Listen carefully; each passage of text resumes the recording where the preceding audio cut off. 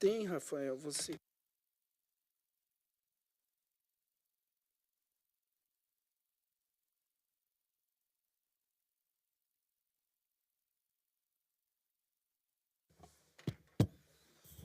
Colegas, boa noite. Pelo adiantado da hora, eu acho que é melhor a gente tentar, enfim, adentrar no que interessa das nossas conversas aí, né?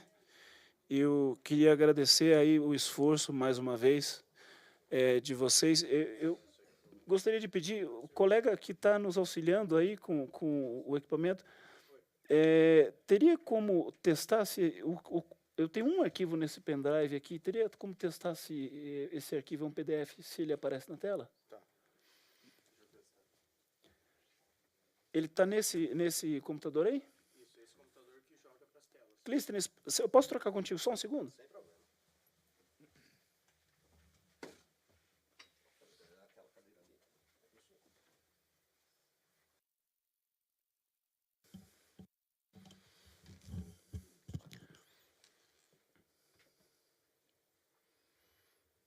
Esse aqui? Isso.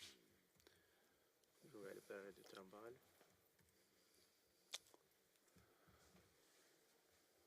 Pode projetar. Média de comparecimento sempre essa. Quer deixar na tela inteira? Não, acho que daqui tá bom. Vocês estão visualizando ele, né? Eu não sei se vocês se recordam, mas quantos daqui tiveram no encontro de Gramado? Acho que vocês se recordam que no encontro de Gramado nós apresentamos para vocês um compilado que nós fizemos pelo GENAI, que conglobava toda a legislação, todas as leis orgânicas estaduais dos Ministérios Públicos brasileiros e todos os regimentos internos das corregedorias dos Ministérios Públicos brasileiros.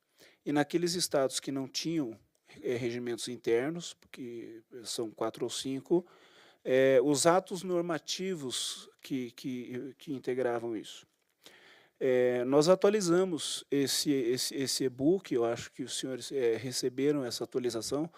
Nós fizemos a 2ª edição dele, ela foi jogada no grupo de WhatsApp do GENAI, acho que 1 mês e meio atrás, mais ou menos. Ali nós fizemos alguns acréscimos, o Rio de Janeiro não estava, uns 4 ou 5 estados tiveram alterações na lei orgânica. Enfim, ele foi atualizado, ficou com um layout um pouco melhor, conseguimos alguma agilidade no PDF, ele está um pouco mais rápido. E agora eu trago para os senhores um segundo PDF que nós estamos lançando pelo GENAI, que é este aqui. Para eu jogar inteira aqui, como é que eu faço?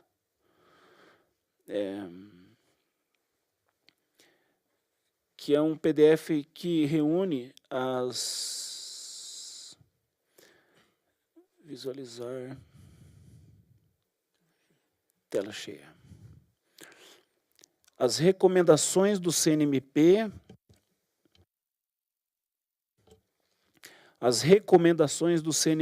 e da Corregedoria Nacional do CNMP, compilado.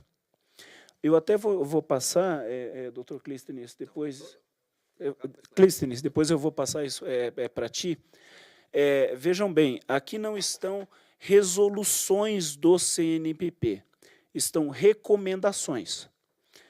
As recomendações que foram feitas pelo CNMP e pela Corregedoria Nacional até a data de ontem. E a gente fez isso por quê? Porque muitas vezes nós precisamos buscar essas recomendações tematicamente e o acesso que nós temos é a internet. E muitas vezes nós estamos em deslocamento, estamos em comarcas que o acesso é difícil, muitas vezes nós estamos no carro, muitas vezes nós estamos em pontos de difícil acesso. Isso aqui é um PDF que eu vou lançá-lo ao final da nossa conversa no grupo, e uma vez lançado no grupo de WhatsApp, ele pode ser baixado. Para quem trabalha com Apple, ele pode ser baixado para o Livros, para o aplicativo Livros da Apple, e pode ser compartilhado para um iPad e para quem trabalha com Android, para alguma coisa parecida. O índice dele funciona de forma similar àquele. Eu fiz uma subdivisão prévia, bem, eu admito, tosca. Eu dividi em atuação ministerial, em primeiro lugar, em resoluções de natureza funcional, em resoluções de cunho ou de viés de gestão, administração e diretrizes funcionais. Em primeiro lugar, as da CN e depois as do Conselho Nacional. E segue a mesma regra do outro. O índice não segue a numeração das recomendações, porque senão daria no mesmo, seria praticamente baixar as recomendações do site e fazer um PDF, e não teria sentido a gente fazer esse enquadramento.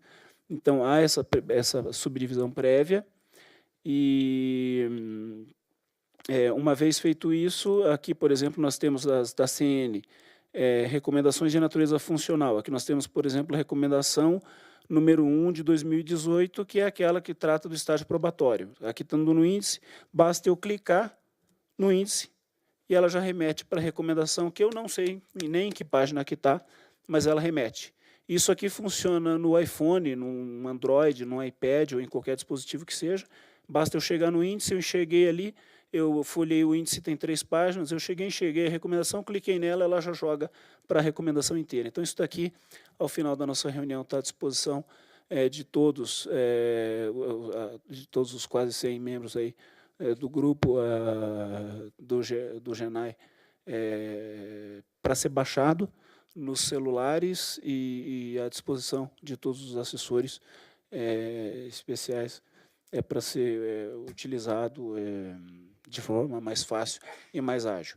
E já está em andamento um trabalho com a nossa assessoria para compilar num outro PDF também interativo como esse, as resoluções. Só que neste nós faremos as resoluções do CNMP e do CNJ juntos.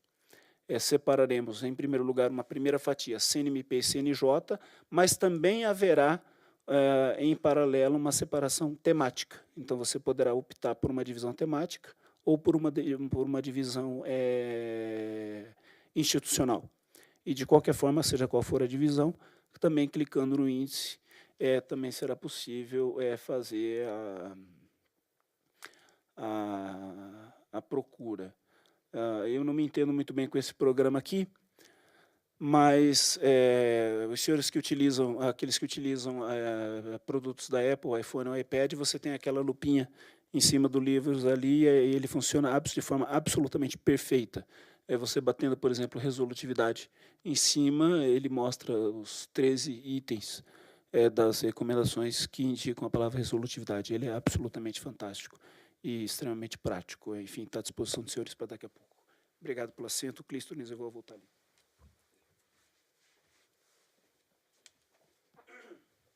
Vai tirar o...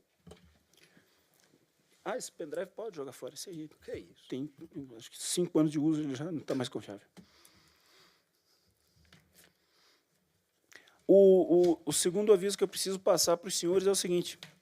Nós estamos em março, eu soube com o doutor Oswaldo e com a Ana, que é a assessora dele. A proposta apresenta aos senhores a Ana Lívia, que é assessora do MPF, a mais nova integrante do GENAI, foi acrescida hoje, e passou para nós o telefone dos demais assessores do MPF, que estão ingressando hoje também, que daqui a pouco eu os acrescento, não tive tempo para fazê-lo ainda, que 30 e 31, não é, Ana? Será a próxima reunião do Conselho Nacional de Corregedores.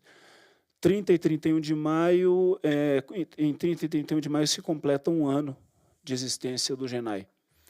Eu acho que nós podemos, de uma certa forma, dar por comemorativo esse evento. Sei que já foi citado que já houveram outros 2 grupos nacionais de assessores especiais criados no Brasil outrora, mas o GENAI definitivamente é aquele que aparentemente tem tido algum êxito, tem tido algum sucesso, porque nós tivemos um primeiro encontro Tivemos uma prova de fogo, que foi um segundo encontro em Manaus, não é, Ellen? Que foi muito bem sucedido.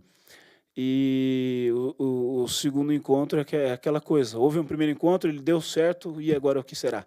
E cá estamos nós do terceiro encontro, passando fome, com alguma sede, uns com vontade de dormir, outros com vontade de comer, mas estamos aqui enfrentando o terceiro turno. Eu vou conversar com o doutor Oswaldo, já avisei a Ana, vou conversar com o doutor Macir para ver se no quarto encontro, ou no mais tardar no quinto, a gente consegue convencer os corregedores a, nesse primeiro momento dos encontros, em que normalmente acontecem homenagens e tal, se eles nos dispensam para que nós abramos uma sala paralela para fazer as nossas reuniões no período matutino. Mas, de qualquer forma, eu acho que nós podemos comemorar o fato de estarmos realizando aqui o terceiro encontro oficial, que é a quarta reunião.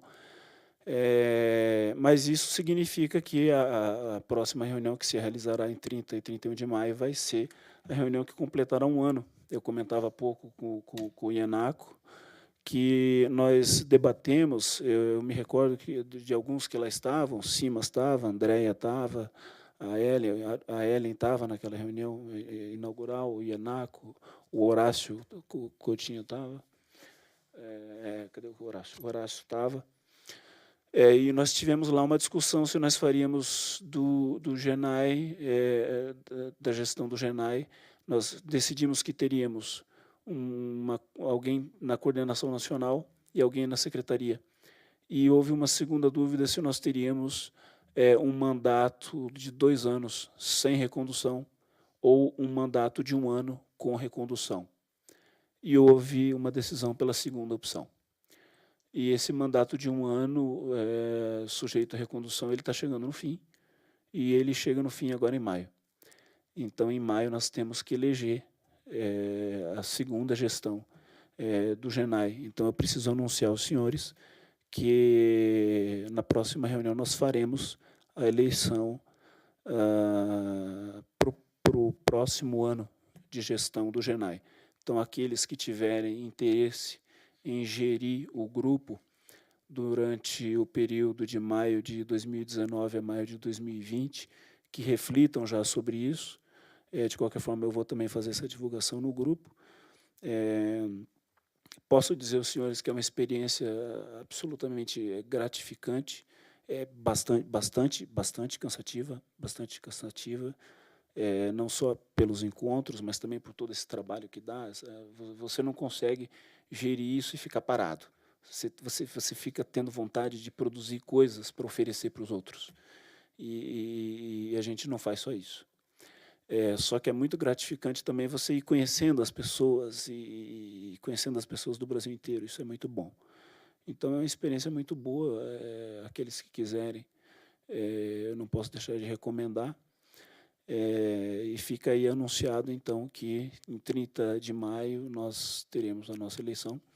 Estão abertas as inscrições para os nossos candidatos, aqueles que se pretenderem ao cargo, que, por favor, se anunciem para que a gente possa já ir se preparando para isso, porque é claro que chegar em 30 de maio e na reunião alguém levanta a mão e dizer eu sou candidato, é uma coisa um pouco assustadora e um pouco impactante, até para quem vai ter que votar, né? Imagine nós aqui fazendo uma eleição, eu digo eu sou candidato, o Horácio fala eu sou candidato, eu estou falando que eu sou candidato faz 6 meses, o Horácio está falando que faz 3 meses, aí de repente o Reinaldo levanta lá e fala eu também sou. Aí confunde todo mundo, né? Então, quanto mais tempo isso tiver, mais madura é a decisão dos colegas que vão ter que escolher. Enfim, eram esses os avisos que a gente tinha que dar.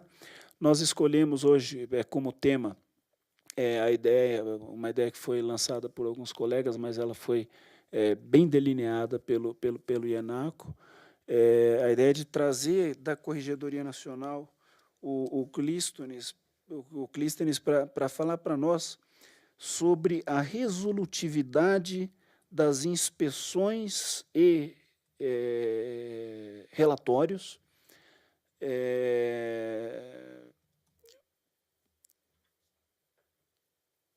aos olhos da Corregedoria Nacional.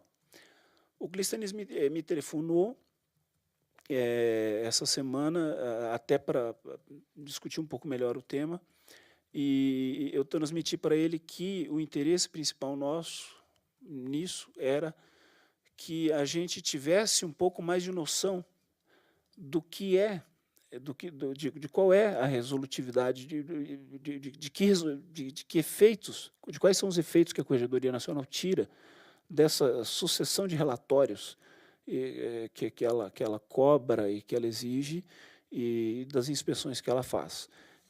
Não para explicar os relatórios em si, porque, enfim, todo mundo aqui está escolado de cobrar os relatórios e de ensinar os relatórios para os promotores, mas eu acho que eu mais ou menos consegui explicar para ele o seguinte: uma coisa é eu dizer para o promotor que ele tem que fazer o relatório. Quando o promotor me cobra, por que eu tenho que fazer tanto relatório? Uma coisa é eu virar para o promotor e falar para ele, você tem que fazer o relatório porque o Conselho Nacional manda fazer o relatório. E ele pergunta, mas por que o Conselho Nacional manda fazer o relatório? Aí eu digo para ele, porque o Conselho Nacional tem poder de mandar fazer o relatório. E, no final das contas, se a conversa esticar, eu vou ter que dizer, manda quem pode, obedece quem tem juízo. Acaba nisso. Então, a ideia, pelo que eu pude captar do debate ali que se entornou em torno do tema, foi para que nós compreendêssemos qual era a resolutividade disso tudo, até para que nós pudéssemos, uma vez embatendo com esses colegas que às vezes ficam angustiados, porque também é uma angústia do colega, o colega às vezes ele está de fato muito atarefado e o relatório para ele também é uma angústia. O colega que traz essa angústia, para que nós possamos também transmitir a ele, falar, esse relatório ele também não é uma obrigação que a gente está jogando em cima de você por ordem do Conselho, simplesmente para tomar o teu tempo. Existe um resultado resolutivo com efeito concreto que sai disso, e é por isso que você faz. E a ideia é a gente compreender esse processo, e por isso foi feito o convite, e eu acho que a gente vai ter um bom resultado disso. E por essa razão que eu já passo a palavra para o Clístenes, desejando para ele boa sorte. Você tem o agradecimento do nosso grupo por ter aceito prontamente o convite. Muito obrigado, a palavra é tua. E antes que eu me esqueça da deselegância, seja bem-vindo ao Grupo Nacional de Assessores Especiais das Corregedorias Gerais do Ministério Público. Senhoras e senhores, com a palavra, o doutor Clístenes, da Corregedoria Nacional, do Conselho Nacional do Ministério Público. Só um minutinho, gente. Deixa eu aparecer aqui na tela. Chegou? Chegou. Bom, gente, muito boa noite aos colegas.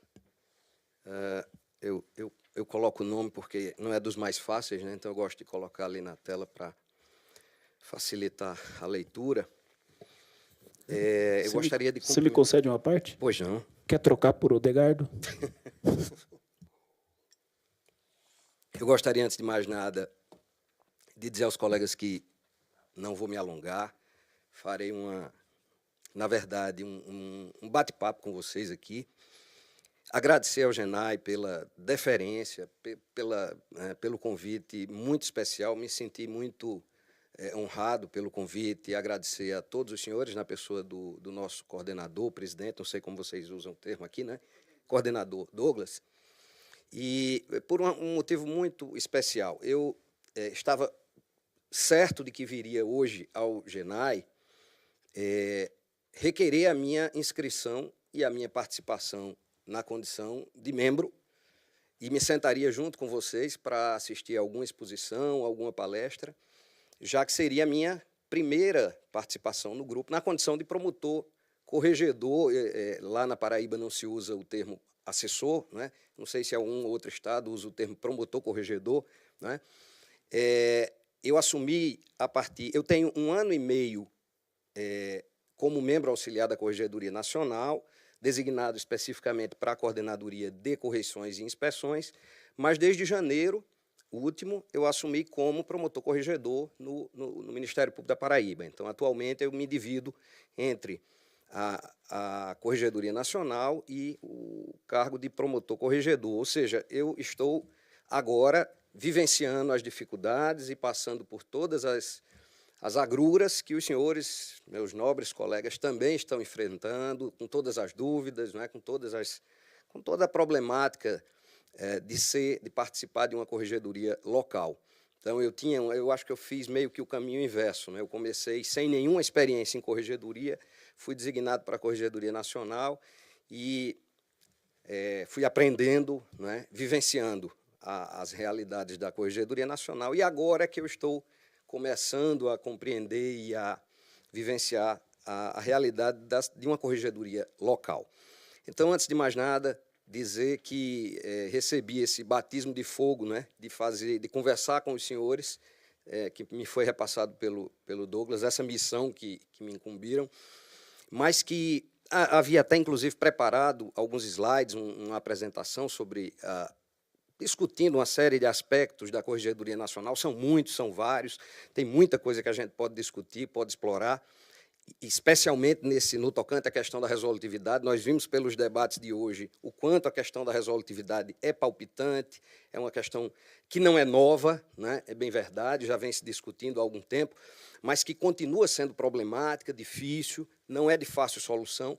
Então, preparei algumas coisas que vou preferir deixar para uma outra oportunidade, para que a gente possa transformar o que seria uma exposição, uma explanação, Douglas, num bate-papo, numa troca, numa conversa aqui, para que a gente, de uma forma muito informal, de uma forma muito, não é, sem protocolo, sem cerimônia, a gente possa trocar, eu possa passar algo da minha experiência nesse período, esclarecer alguma coisa, tirar alguma dúvida, enfim, podermos ter uma conversa, muito mais do que um monólogo, uma explanação, mesmo pelo adiantado da hora, e todos estão cansados, eu tenho certeza que será mais produtivo, né? Então, antes de qualquer coisa, dizer aos senhores que, a partir de agora, se houver deferimento do meu requerimento de inscrição, eu passo a ser membro do GENAI a partir de agora, e, como membro e como colega dos senhores, me coloco desde já à disposição para o que precisarem, junto à Corregedoria Nacional, eu estou na Coordenadoria de Correições, mas nós terminamos, né, tendo que atuar lá em outras áreas. Então, enfim, me colocar à disposição. Eu me considero, a partir de hoje, um agente infiltrado do grupo na Corregedoria Nacional, né? Eu me coloco à disposição do grupo para ser essa ponte, se é que é necessária. Nós temos aqui colegas como o Marco, que já participa das correições da Corregedoria Nacional, já tem muito acesso, vários colegas também, né, têm acesso, mas, enfim, eu estou lá, vamos dizer assim, mais no dia a dia, né? No trabalho rotineiro da Corregedoria Nacional. Então, sempre que o grupo precisar, eu vou estar à disposição, Douglas, para o que for preciso lá. Bom, me parece, pelo que eu conversei com o Douglas, que a discussão que surgiu no grupo, e não é uma discussão inédita, esses questionamentos que os senhores, me parece que estão se fazendo e trouxeram para o grupo, são questionamentos que são levados aos senhores pelos colegas promotores, né? Eu já estou sentindo isso, e na condição de promotor corregedor lá, tenho sentido até talvez com mais intensidade, porque estou na Corregedoria Nacional. Então vem aquela cobrança, Clístenes, por que é que a Corregedoria Nacional cobra isso? Por que é que o Conselho... E o pior, eu peço que os senhores interrompam, tá certo? Perguntem, interrompam, vamos conversando aqui, não vou ficar aqui falando sozinho. Então, muitos colegas chegam e dizem, o CNMP, nos grupos de WhatsApp principalmente, né? O CNMP está cobrando isso, isso, isso. A palavra está com o Clístenes. Calma, gente, eu não sou conselheiro, eu não sou membro, eu faço parte da Corregedoria Nacional, que é o braço executivo do Conselho, mas nem tudo que o Conselho decide, quem responde por isso é a Corregedoria Nacional.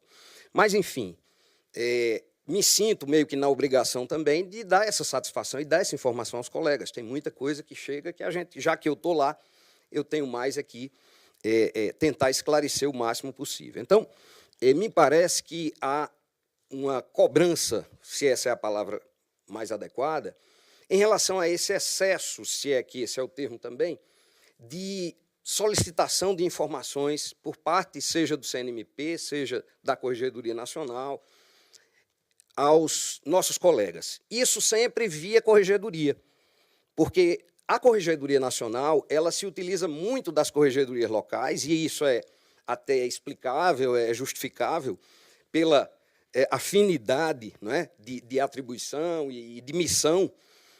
Mas o Conselho Nacional, através dos seus conselheiros, também se utilizam muito das corregedorias de origem para solicitar relatórios, né, preenchimento de formulários, envio de formulários, enfim, tudo isso.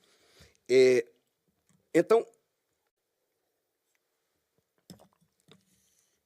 vou tentar sintetizar como a coisa funciona, começando pela Corregedoria Nacional, que é onde eu atuo diretamente. Bom, nós temos vários tipos de informações que são solicitadas, vários não, algumas, que são solicitadas aos membros no país inteiro, através das corregedorias locais. Vamos começar pelas correições e pelas inspeções. Primeira solicitação de informações que os membros recebem são os termos de correição que nós enviamos previamente, antes da visita correcional, para que sejam preenchidos e devolvidos. Quanto a esses, penso que não haja muita polêmica a respeito deles. Qual é a razão de nós enviarmos esses termos, esses formulários, não é, para que os membros preencham e devolvam?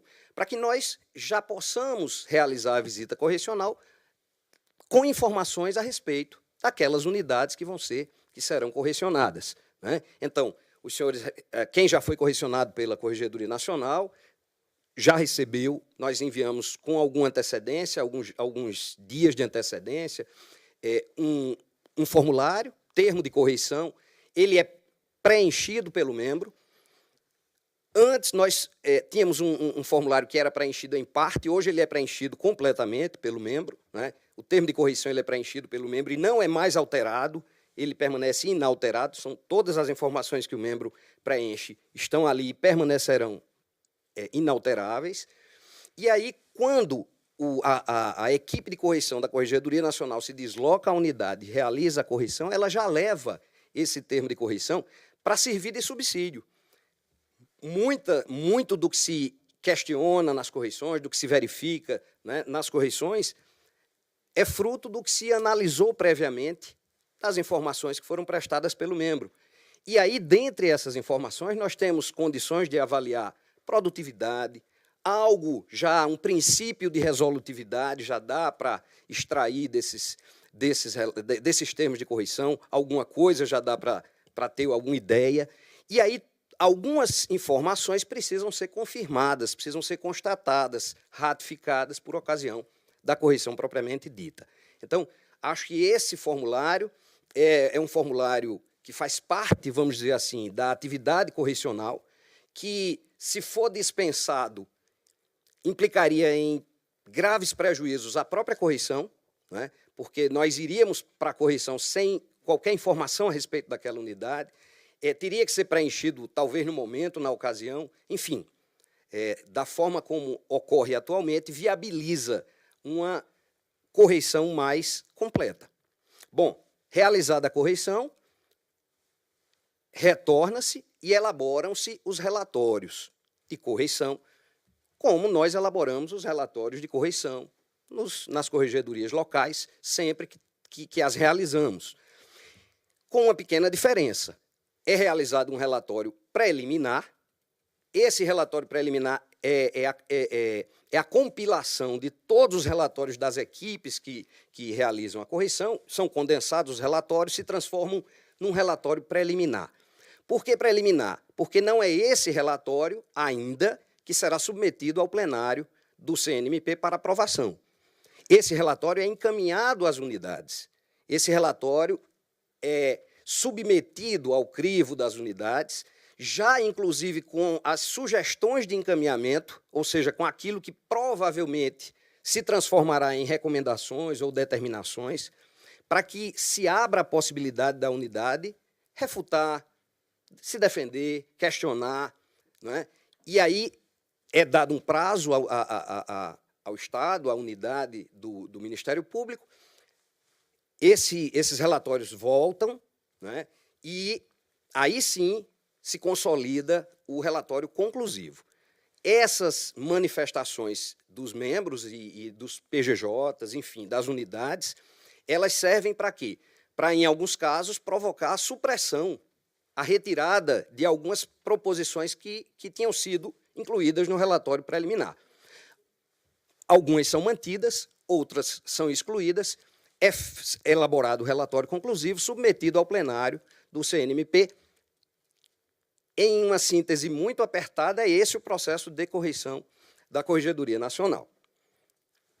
Ninguém vai interferir, ninguém vai intervir aí já para começarmos a conversa. Me parece que, com relação a esses formulários, não há muita discussão, né? Muito bem.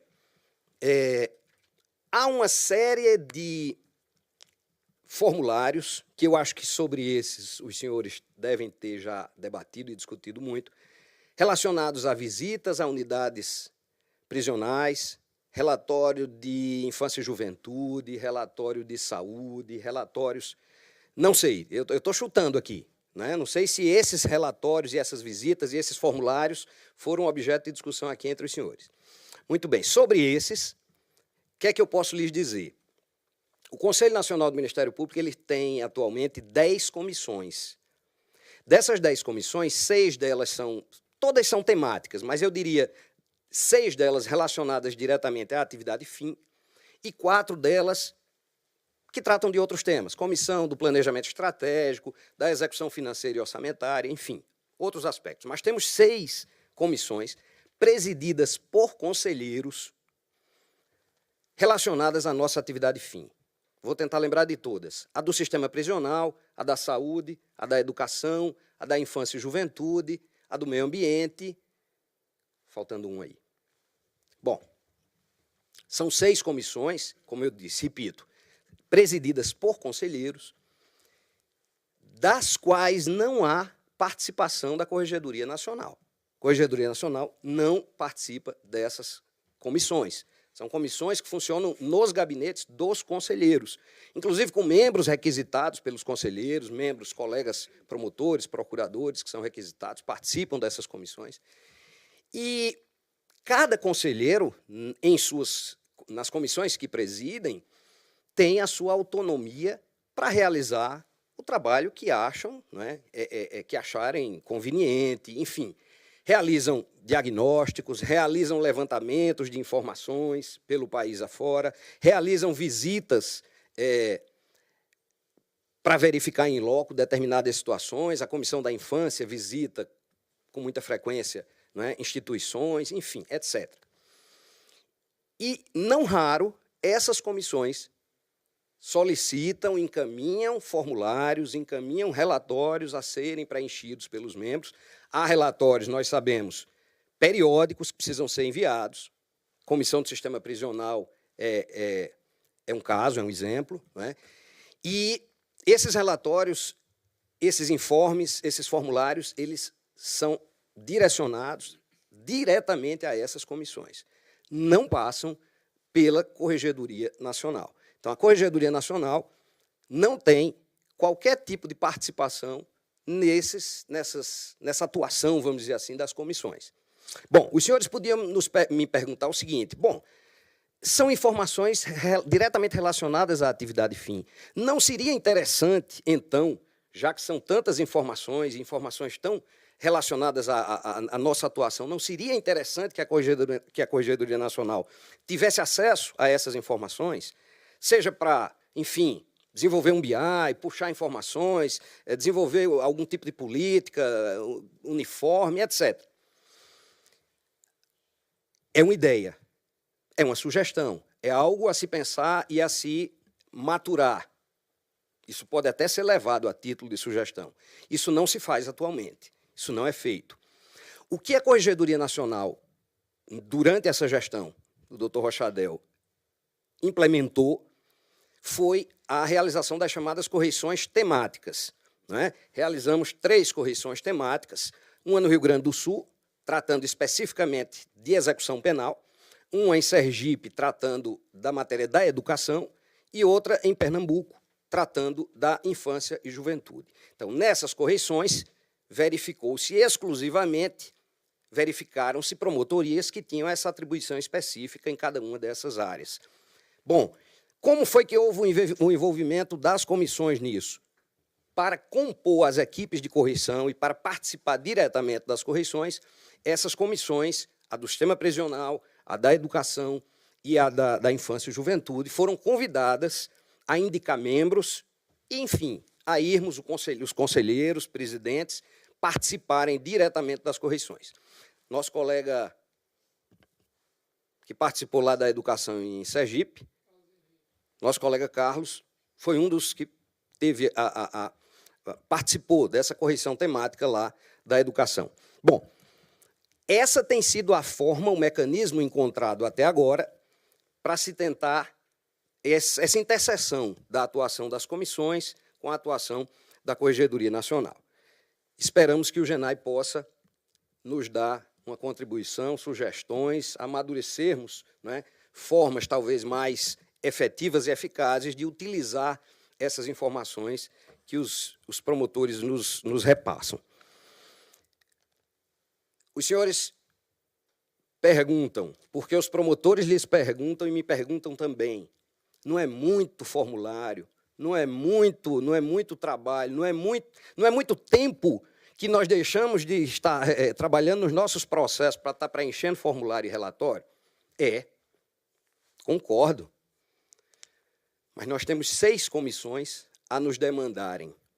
6 comissões, cada uma delas com a sua estratégia, com o seu trabalho, enfim, com o planejamento que é elaborado pelo conselheiro. E o que fazer? Agora eu digo como Douglas, recusamos o cumprimento, né? Então, o que nos resta é tentar aproveitar ao máximo essas informações que são colhidas, que são, enfim, enviadas através desses relatórios e desses formulários. Vamos às perguntas? Enquanto isso, eu vou tentando lembrar de mais alguma coisa. Clístenes, eu não tenho exatamente uma pergunta, mas eu tenho um comentário para te fazer. Perfeito. Eu tô trabalhando com o doutor Demerval na comissão do sistema prisional, controle externo e segurança pública. Na verdade, eu estou trabalhando só, basicamente, no eixo de segurança pública lá. Mas você acaba misturando ali meio que tudo, e como a equipe não é muito grande, você acaba sabendo meio que tudo, o que todo mundo está fazendo.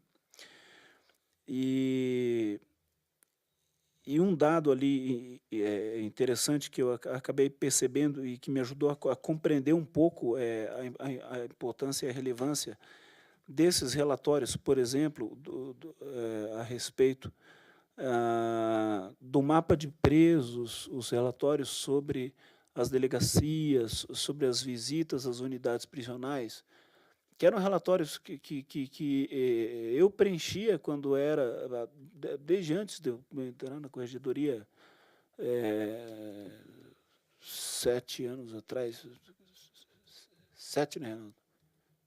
7, quando eu estava, acho que até quando eu estava, antes de ir para Campo Grande ainda, esse relatório da visita na cadeia é antigo, né? E eu, de fato, eu não tinha muita noção exatamente da resolutividade disso. Eu me sentia preenchendo um monte de coisa ali que eu te confesso, eu não tinha a menor ideia do que é que as pessoas faziam com aquele monte de... eu ficava olhando aquilo e pensando, mas, gente, o que eles fazem com essa informação?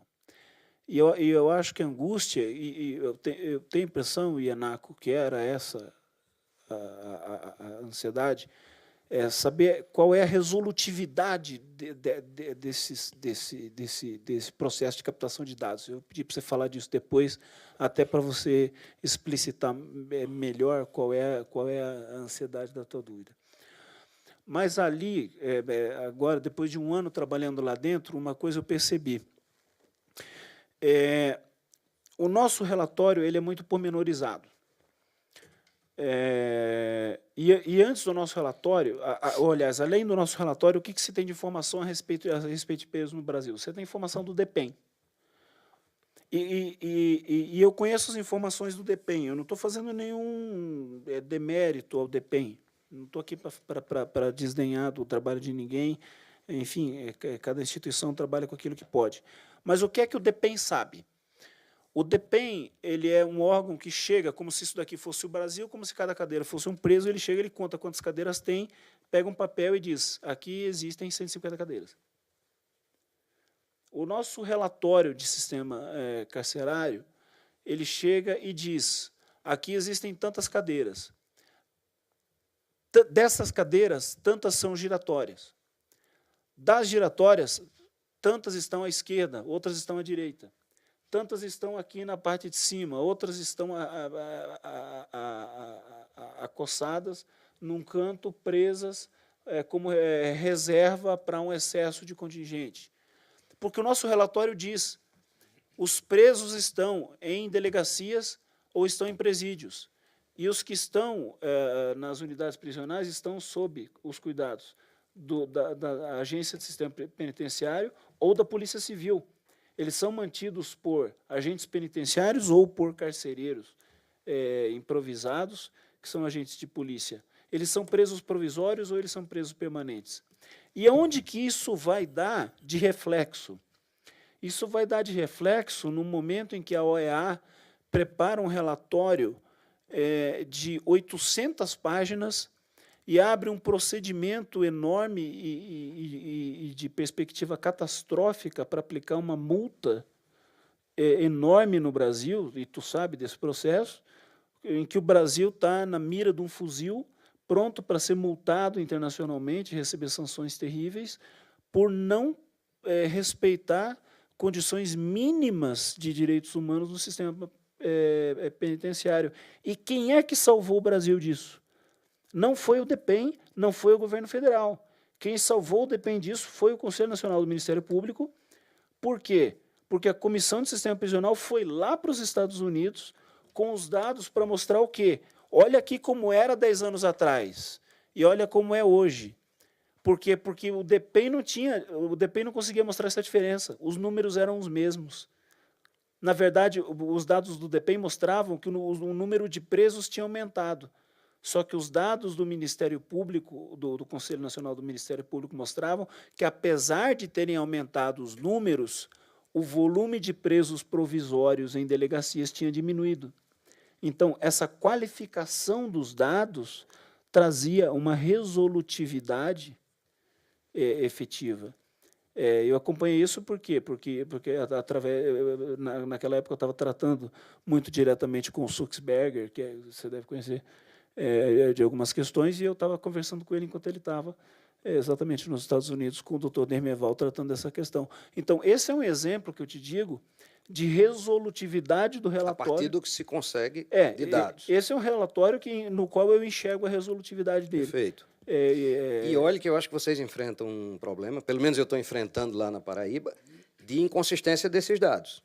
Não sei se é um problema que todos estão enfrentando. Em vários estados, sim. Então, nós recebemos informações da Secretaria de Administração Penitenciária com as informações relativas a todas as instituições carcerárias, e as informações que chegaram dos membros são díspares. Sim, em vários estados, sim. Muita inconsistência ainda a gente tem viajado, resolver. A gente tem viajado o Brasil exatamente para tentar aferir a alimentação desses dados e fazer essa correção. Mas eu queria pedir para o Rodrigo assumir a palavra para boa noite. O Douglas poderia fazer uma lista de quem quer falar, porque escrever, né? Porque se ficar apontando, né? Não, ele pode falar. Não. Porque eu estou tentando me escrever e aí como olha só para lá. Não. Se você está inscrito, a palavra é tua. Só um complementozinho aqui ao que o Douglas falou e ao que eu tinha falado anteriormente. Ele dá uma informação a respeito da comissão, e ele conhece de perto porque atua nela, de atuação resolutiva a partir de dados que são coletados, né, colhidos junto aos estados. Mas tem várias comissões que não dão esse feedback do que recebem, né? Veja que eu mencionei aqui 6 comissões em vários temas: infância, meio ambiente, educação, sistema prisional.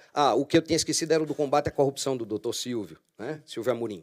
Então, vejam, temas de extrema relevância, de extrema importância da nossa atuação. Mas, das duas, uma, ou esses dados não estão sendo trabalhados, estão sendo simplesmente recebidos e colocados numa pasta e arquivados, ou o trabalho que está sendo feito não está, ao trabalho que está sendo feito não está sendo dado uma divulgação adequada, ou um retorno à origem, né? Enfim, o trabalho do doutor Dermeval é um trabalho que tem uma visibilidade enorme, né? A Comissão do Sistema Prisional é uma comissão atuante, ninguém discute.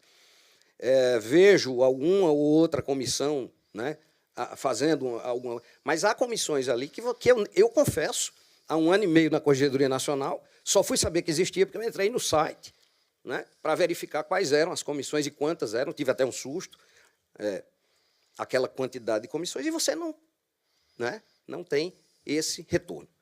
Tá. A primeira inscrita é Socorro. Socorro com a palavra. Clístenes, né? Tem que olhar lá, né? Por isso que está ali. Exatamente. Mas eu, olhando o tema, quando eu vi o tema, eu digo, não, eu preciso disso daqui lá na Corregedoria. Aí eu vou retornar um pouco, porque, assim, com relação às visitas, relatórios... Socorro, desculpa, só para atualizar o Clístenes, a Socorro é do estado do Pará. Pois não, Socorro. Pará. Desculpa. Então, eu estava pensando aqui, pelo que eu vi do tema, né, do que seria discutido, acabou que eu acho que até foi para um outro cantinho, mas só para recuperar, eu fui promotora de justiça há 5 anos de execução penal. Uhum. Então, desses relatórios aí eu conheço todos, da frente origem. e costa, inclusive quando eles perguntam se a água é aquecida e se a comida tem 420 gramas, mais ou menos. Né? Então, eu fico me perguntando também essa informação. Mas uma coisa interessante, que quando me perguntaram da comida, eu acho que tudo ali tem um objetivo, você tem que saber como explorar. Uhum. Quando eu fui verificar a questão da comida, por relatório é só no anual que tem essas informações, né? Nos quadrimestrais não tem. E eu cheguei numa história, eu fui, na realidade, por preencher esse requisito aí, eu disse, não, agora eu vou querer pesar para saber, estão me perguntando. E a gente encontrou inúmeras irregularidades só nesse item da comida. O peso não era adequado, a comida não era o que a empresa se comprometia a entregar, estava totalmente diferente, e isso nós conseguimos corrigir, e em outros estabelecimentos conseguimos fechar a cozinha do presídio.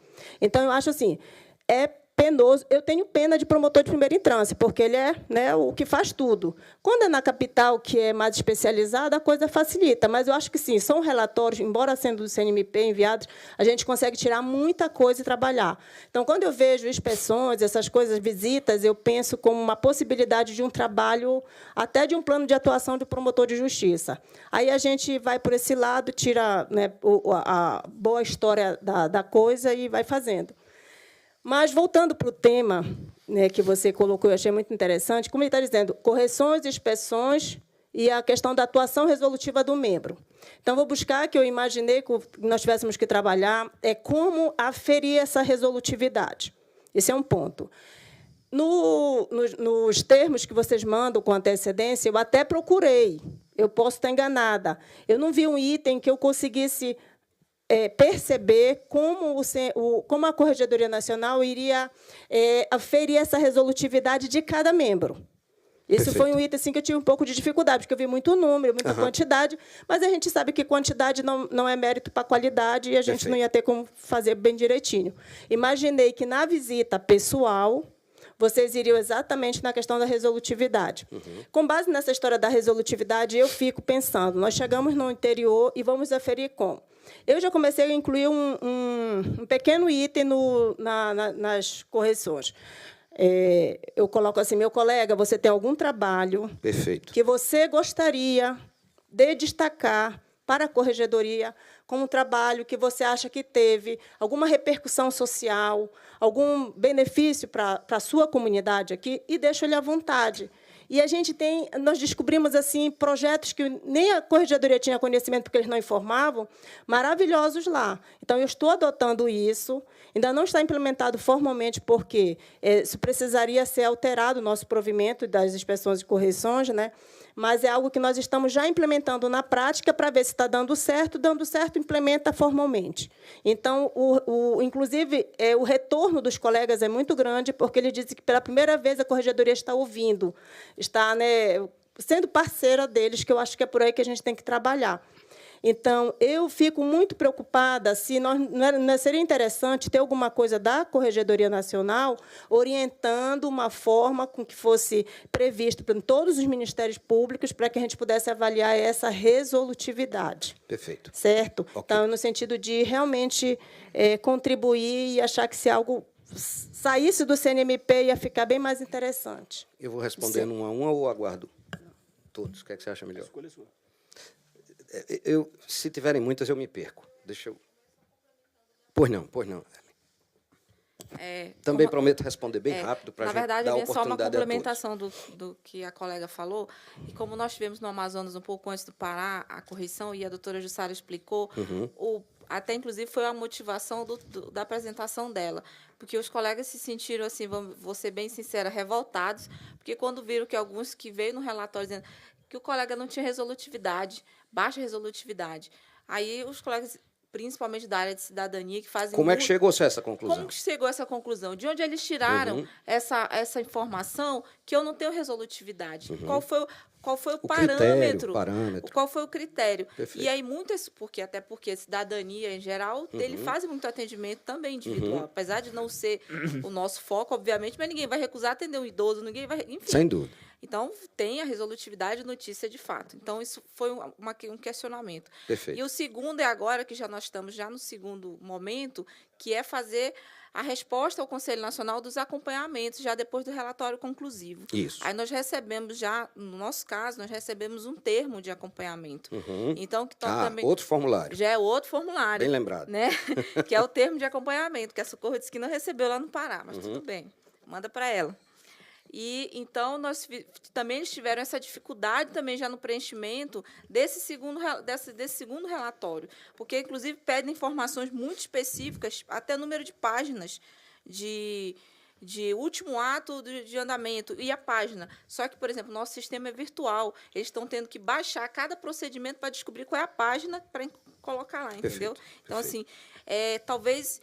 e também ele não é tão autoexplicativo. Então, toda hora a gente recebe lá na corregedoria. O que significa isso? Eu falei, eu também não sei. Liga para o Clístenes. Eu vou ligar para o Clístenes. Então, assim, a gente tem essa certa dificuldade, porque nesses termos de acompanhamento, embora aparentemente eles sejam apenas numéricos, mas tem algumas informações que elas não são autoexplicativas. Então, o colega quer saber, isso é de quando a quando? Isso é não sei o quê. Então, e algumas informações como essa que eu estou te falando, que eles ficaram assim chocados. Como é que eu vou responder a todos os inquéritos civis que eu tenho em andamento, o último ato dele de impulsionamento e o que o CNMP considera, por exemplo, como impulsionamento? Aí ele fica toda hora ligando. Então, por que eu tenho que colocar... Foi muito bom você tocar nesse ponto. Por que eles querem o número da página? Eles vão vir aqui ver o número da página? Eu tenho que mandar a página? Quer dizer, não estão confiando na minha informação? Se eu estou dizendo que o último ato é esse, né? Então, no nosso caso, por exemplo, que os da capital são já informatizados no extrajudicial, que só foram essas que foram acompanhamento, eles estão ficando enlouquecidos, porque tem que baixar todos os procedimentos para descobrir onde é a página, porque o sistema ele mostra por movimento, né? Ele não fala página, ele fala movimento número tal, ele não diz número, só quando você imprime, né? Então, tem todas essas dificuldades e que talvez seja, né, a sugestão é melhorar nesse sentido, para que ele seja um relatório realmente acessível e para os membros responderem também com uma certa facilidade. Perfeito. Tá bom? Eu te agradeço, Helen, pela oportunidade de tratar da questão do acompanhamento, que é um aspecto que tem gerado muita dúvida e realmente, né, se questiona muito, e eu vou tentar, de forma bem breve, tratar dele. No nosso caso, no primeiro, a gente até fez uma inspeção mesmo. Todas as promotorias foram inspecionadas e, além do termo, nós fizemos... vamos dizer, quase uma correição, com um olhar também da corregedoria local, ou seja, se da correição para agora, se realmente, efetivamente, melhorou aos nossos olhos, digamos assim. Vai ser muito bom para mim falar do acompanhamento, porque eu participei das correições, antes de assumir, em janeiro, de algumas correições em que foram determinados vários acompanhamentos de membros, inclusive na Paraíba. Na Paraíba, 16 membros, 16 promotorias entraram no radar do acompanhamento. Só que eu estava na Corregedoria Nacional. A partir de janeiro, quem foi fazer o acompanhamento? Eu, como promotor corregedor. Então, eu senti na pele, né, o que eu tinha determinado lá atrás, achando que quem ia fazer era outra pessoa. Então, eu vou poder falar nisso. Mas, antes disso, eu queria tocar naquela questão da Socorro. Né? Eu vou explicar a vocês aqui mais ou menos o que foi que aconteceu. Quando o Douglas me mandou o zap formulando o convite para vir, quando eu li o convite e o tema que ele colocou, a interpretação que eu tive era que os senhores queriam conversar aqui sobre, vou dizer o tema que me veio à mente, os critérios de aferição da resolutividade pela Corregedoria Nacional. Confesso que fiz essa interpretação equivocada, me parece, e aí elaborei um material com esse pensamento, com essa ideia.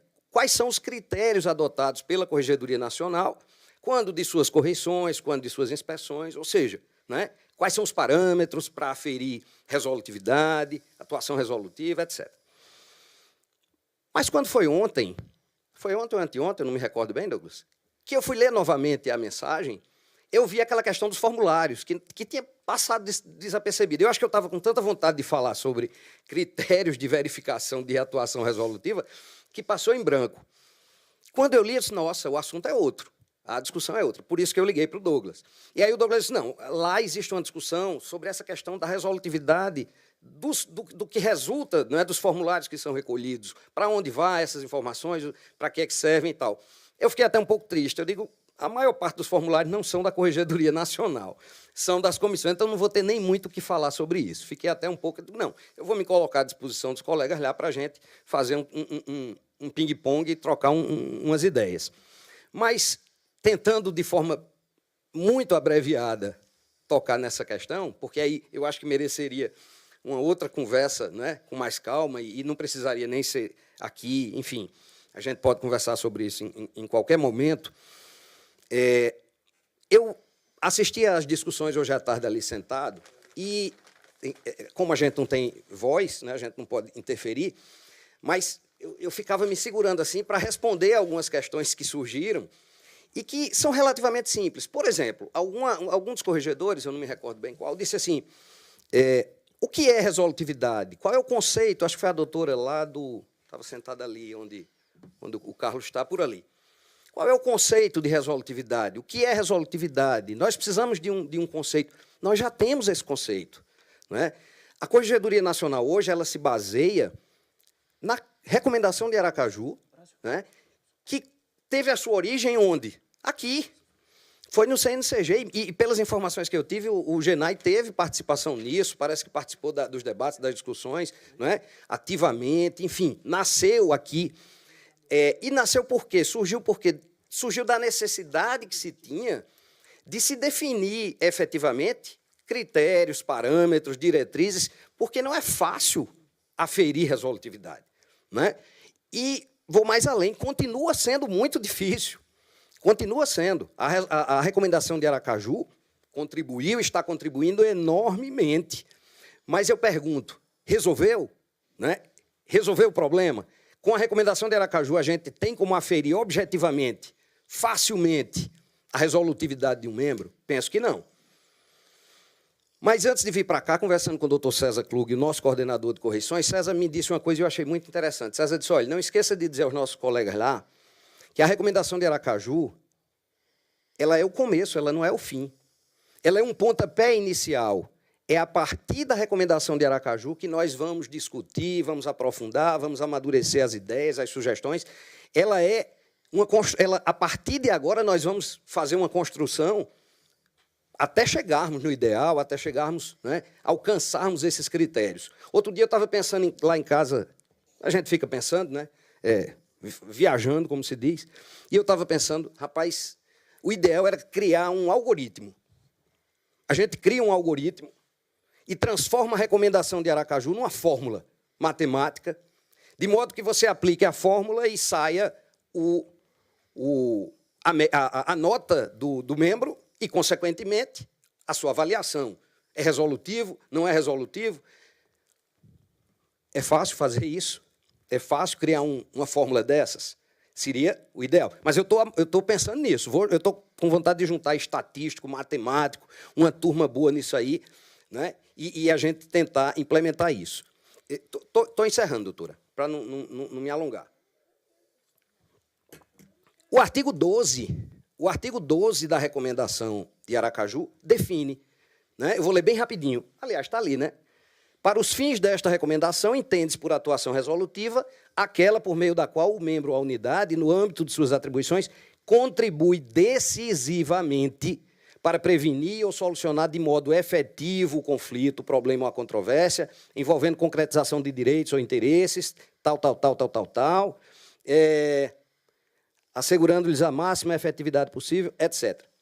O que é resolutividade? É uma atuação eficaz, eficiente e efetiva, ou seja, aquela que busca alcançar um objetivo ou resultado, utilizando-se dos melhores recursos à luz da economicidade que apresente benefícios ou transformações sociais.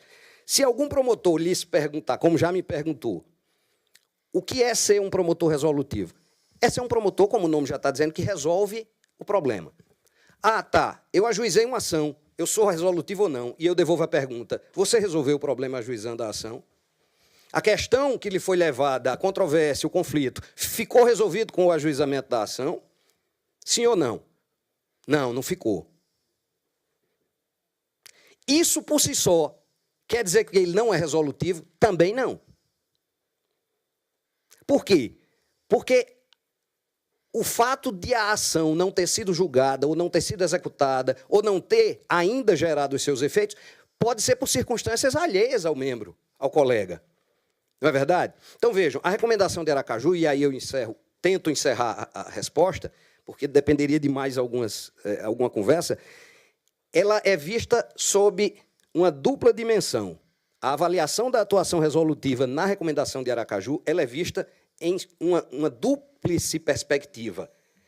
Sob a perspectiva do esforço, / produtividade, né? Ou seja, números quantitativos, e também sob a perspectiva de quê?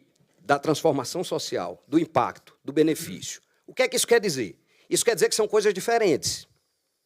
Primeiro, um promotor, e aí eu vou fazendo perguntas e a gente vai chegando às conclusões. Um promotor que ajuizou, doutor, lá do MPF, doutor Oswaldo, tocou nesse ponto hoje. Um promotor que ajuizou 50 ações, é resolutivo? Pode ser e pode não ser. Ele pode ter ajuizado 50 ações, resolvido o problema de meia dúzia, ou talvez de nenhum, ou de 50, enquanto aquele que ajuizou uma única ação resolveu o problema de 2.000 pessoas. Então, a produtividade é um aspecto que precisa ser sopesado, precisa ser analisado no caso concreto, casuisticamente. Tem lá 200 ações. Ah, eu recebo o relatório, tem lá 200 ações. Eu posso dizer que é um promotor resolutivo? Ainda não.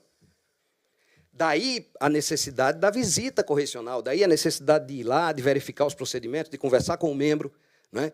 Enfim, a perspectiva da produtividade é um aspecto que pode ou não indicar resolutividade.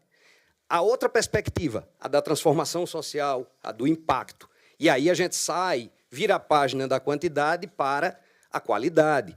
E aí a gente vai averiguar se o trabalho dele é um trabalho de qualidade, se causa impacto social, se modifica, se transforma, etc. Como se averiguar isso? Da forma que a senhora fez.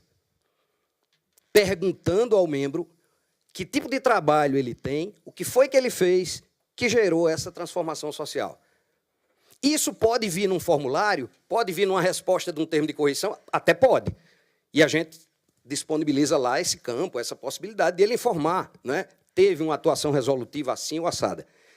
Não informando, durante a correção, isso pode ser averiguado, né? Agora, é fácil?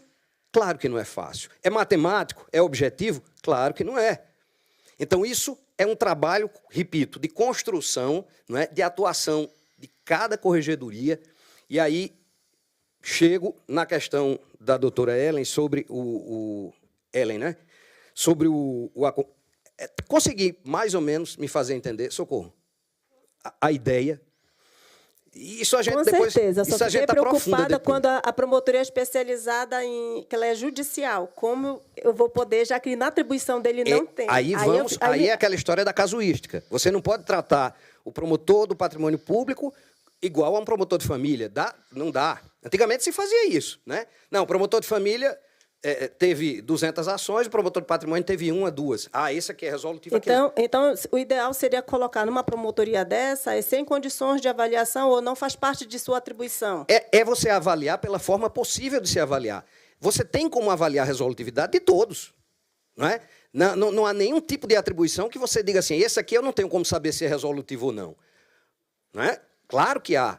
Por isso que a recomendação ela é vista nessas duas perspectivas, sob o aspecto da produtividade.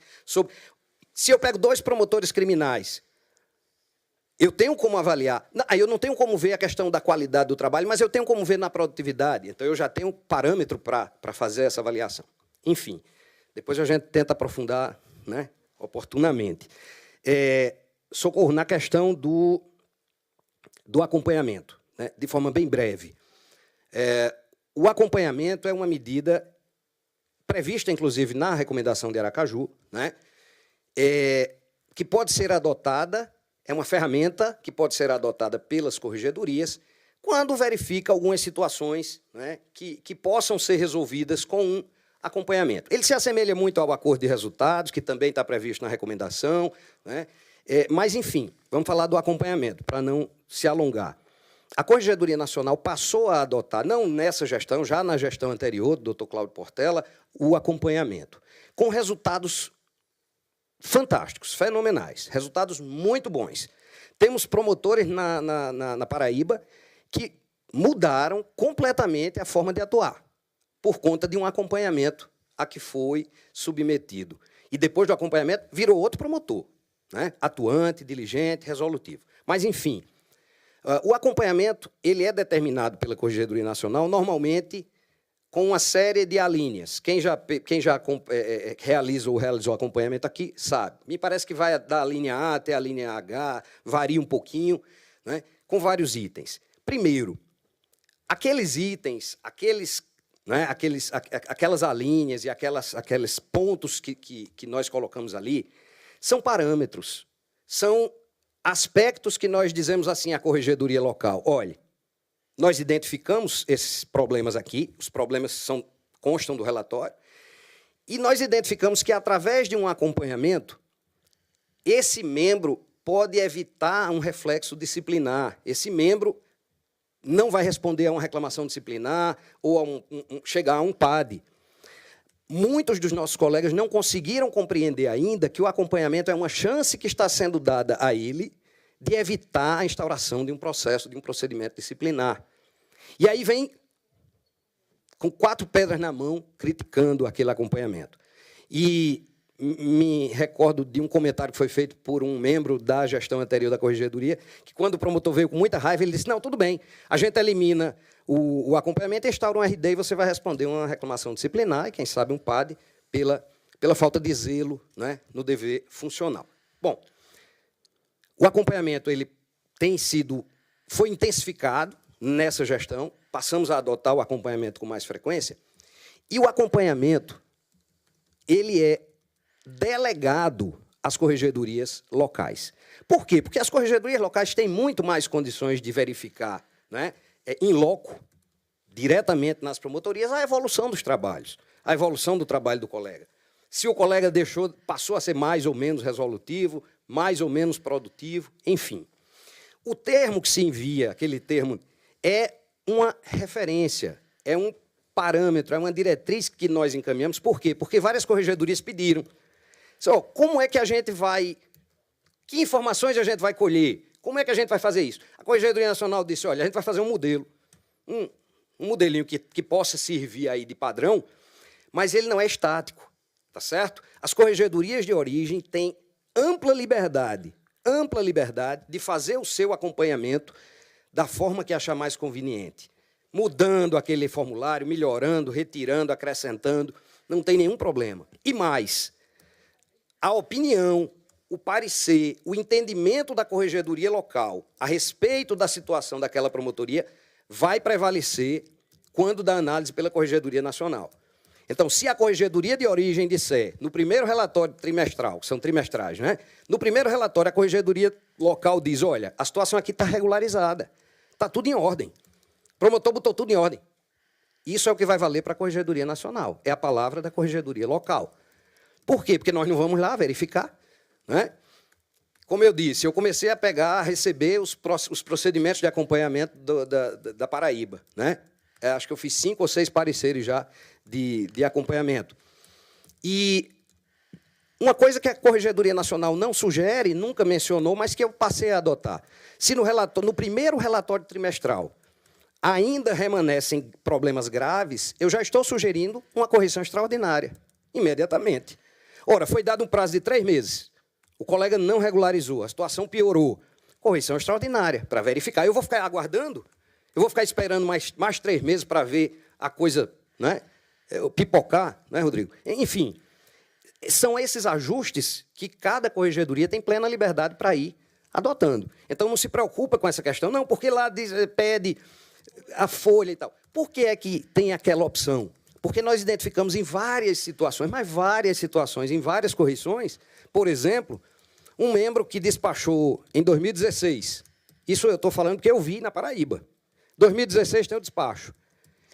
Correção agora em 2019. De 2016 até 2019, nenhum impulsionamento. E aí ele dá um despacho de 2019, oficia-se ao Tribunal de Contas pedindo informações sobre o julgamento das contas do prefeito. Isso é improbidade administrativa.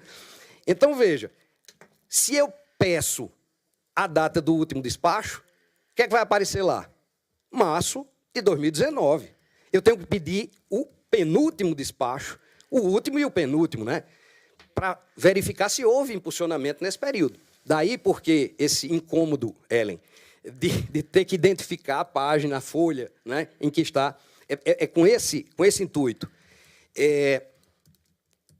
Não se impressionem, não fiquem chateados com cobrança de membros que estão sendo acompanhados. É preciso entender que eles só estão sob acompanhamento porque foram detectadas irregularidades na promotoria. Então, ele tem que ter um trabalhinho mesmo, de prestar essas informações às corregedorias locais, à Corregedoria Nacional, né? Tem que ter, infelizmente. Ele é o maior interessado, é ele quem tem que estar interessado em dar o máximo possível de informação para se livrar daquele acompanhamento.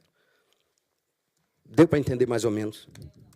E eu me alonguei muito, Rodrigo. Não, mas eu agradeço porque foi bem esclarecedor.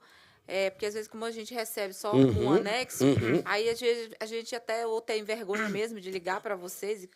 Isso aí acabou, né? Isso aí não existe mais, né? Pelo amor de Deus. Pois é, agora que você está do outro lado, você está vendo assim. Então, agora eu deixei de ser vitrine e passei a ser estilingue também agora, né? Fica de um lado para o outro. Mas eu agradeço a explicação, e porque realmente a gente utilizou no primeiro trimestre, nós fizemos, inclusive, uma inspeção. Sim. Com um olhar bem aprofundado da corregedoria. E alguns, como tu falaste, já sugerimos que não seria necessário a continuidade. A continuidade, porque já estava da correção para agora já foi tudo sanado. Perfeito. Né? É isso. Obrigada. Aí. Eu vou... agora, o próximo inscrito é o Rodrigo. Antes de te passar a palavra, Rodrigo, eu vou pedir só para o Horácio soltar. O Horácio está fazendo a secretaria da gente. Aqui, eu vou pedir para ele soltar a nossa lista de presença. Eu só vou pedir para os senhores, a nossa lista de presença está menor do que o número de presença por uma razão logística. Quem faz a secretaria do GENAI, todos sabem, é a Carla. E a Carla, por uma questão de remanejamento institucional, ela não pôde vir aqui a Curitiba. Então, ela está até agora, eu estou falando aqui com ela e contando para ela tudo o que está acontecendo, ela está aflitíssima para saber se está dando tudo certo. A Carla, ela foi prestando, inclusive, nós tivemos, antes de abrir o grupo para todos os participantes, nós montamos um grupo, eu, a Carla e o Maurício, para montar a logística de tudo, né, Maurício? A Carla, ela foi organizando tudo, esses prismas que estão aí, tudo, enfim, tudo, ela trabalhou nesse encontro como ela trabalhou em todos os outros. Ela só não pôde estar presente. E ela mandou esse material para cá. Só que ela teve que finalizar isso um pouco antes. Então, ao finalizar isso, algumas confirmações que aconteceram posteriores à finalização dela acabaram não entrando aqui. Então, eu vou pedir só para que os nomes que não estiverem aqui, que foram confirmados após a finalização dela, que sejam apostos aqui no depois, porque as atas do GENAI, elas são todas registradas. Nós temos um livro de registro de atas que vem desde a fundação do GENAI, que documenta toda a existência do grupo, para que nada disso se perca. Inclusive, nós tivemos até o ingresso de membro hoje que participa aqui da reunião.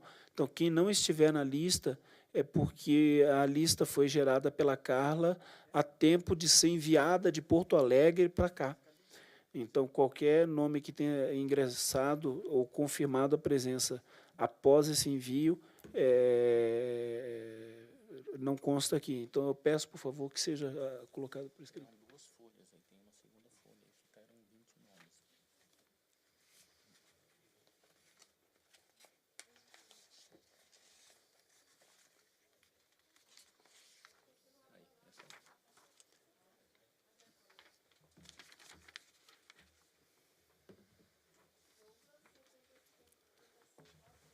É o Rodrigo Ianaco. Você está inscrita, Karina?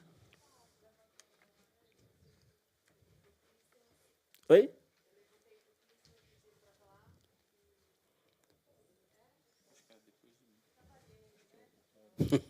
Agradeço. Meu nome é Karina, eu sou chefe de gabinete da Corregedoria do Distrito Federal, já estou há algum tempinho por lá, mas já tive experiência trabalhando na gestão do Dr. Tramuja na Corregedoria Nacional. Lá no MP, eu estou à frente da parte correicional e eu tenho aqui, na verdade, para compartilhar a angústia que eu carrego em relação à questão da resolutividade. Isso porque, em Brasília, no MP-DFT, a gente não aplica a Carta de Brasília. Então, eu fico um pouco sem parâmetro para verificar toda a exigência em relação ao membro sobre resolutividade e práticas nesse sentido. Além disso, nós também, no Ministério Público da União, nós não aplicamos conceitos. Nós realizamos as correições sem ter uma avaliação conceitual. E aí, como você... É o que eu me coloco todos os dias quando eu estou em correição junto com o corregedor. Como é averiguar a resolutividade se o meu Conselho Superior não nos deu embasamento para poder aplicar a Carta de Brasília? Só que, eu não tenho também uma obrigação de dar conceito, mas ficar com uma corregedoria alheia a todo o andamento que um crescimento, uma mudança de postura de corregedoria, sair de uma corregedoria extremamente objetiva, que é simplesmente em estatística, uma corregedoria punitiva, e para uma evolução de uma corregedoria em que busca uma modificação, uma transformação. Qual é o paradigma, né? Qual é o paradigma que eu adoto?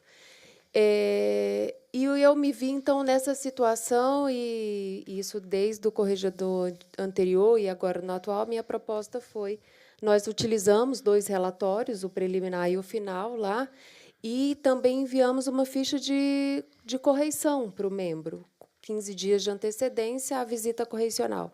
E, nessa ficha, existe essa pergunta: há alguma prática inovadora que você aplica? E essa pergunta não é só para uma promotoria extrajudicial, essa pergunta a gente também direciona para as promotorias judiciais. Porque eu entendo, a minha promotoria base é uma promotoria judicial, porque eu entendo que a atuação de um promotor judicial ele não se resume a solucionar aquele processo. Você, enquanto promotor criminal, se você identifica, faz um levantamento da criminalidade da tal região, você consegue, por meio de uma ação com secretaria de segurança, também polícia militar, você consegue fazer uma atuação bem direcionada e, quem sabe, reduzir, é o que eu acho que a gente deixa de enxugar gelo.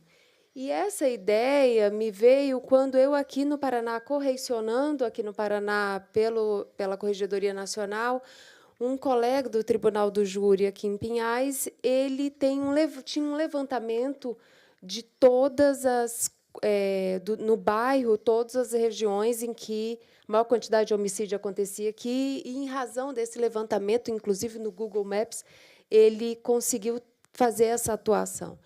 Então, enquanto membro da corregedoria, auxiliando o corregedor, eu me vejo nessa angústia, porque eu tenho o anseio de querer uma transformação social, mas eu não tenho um respaldo normativo.